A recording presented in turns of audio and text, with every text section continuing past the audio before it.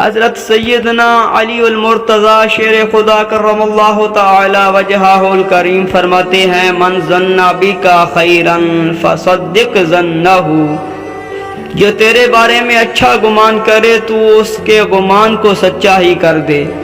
تو وہ نہیں ہے جو کچھ وہ تیرے بارے میں گمان کر رہا ہے۔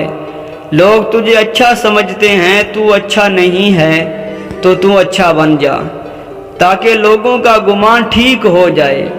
اعلیٰ حضرت فاضل بریلوی الشاہ امام احمد رضا خان علیہ رحمہ کے بارے میں لوگوں کا گمان تھا کہ آپ حافظ قرآن ہیں، لیکن آپ حافظ قرآن نہیں تھے۔ تو آپ کے بارے میں یہ گمان پیدا ہو گیا کہ یہ حافظ ہیں۔ تو ماہ رمضان المبارک کا مقدس مہینہ آیا تو کسی نے کہا حضرت اس مرتبہ آپ ہی قرآن سنا دیں۔ تو اعلیٰ حضرت علیہ رحمہ نے یہ سوچا کہ میرے بارے میں اچھا گمان کر رہے ہیں، چلو میں حافظ ہی بن جاتا ہوں۔ اعلیٰ حضرت علیہ رحمہ نے قرآن ماہ رمضان المبارک کے مقدس مہینے میں ایک مہینے میں مکمل حفظ کر لیا۔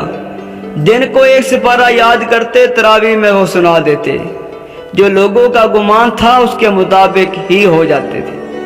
یعنی لوگوں نے گمان کیا تھا کہ آپ حافظ قرآن ہیں، لیکن آپ نے جب سوچا کہ لوگ میرے بارے اچھا گمان کر رہے ہیں تو جیسا وہ گمان کر رہے تھے آپ نے ویسا ہی بننا شروع کر دیا اور بن گئے۔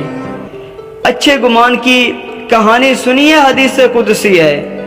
رب فرماتا ہے میرا بندہ میرے بارے میں جو گمان رکھتا ہے میں ایسے ہی ملوں گا۔ اس لیے اپنے رب کے بارے میں اچھا گمان کرنا چاہیے کہ ہمارا رب ہمیں معاف کر دے گا اور ہمارے گناہوں سے درگزر فرمائے گا۔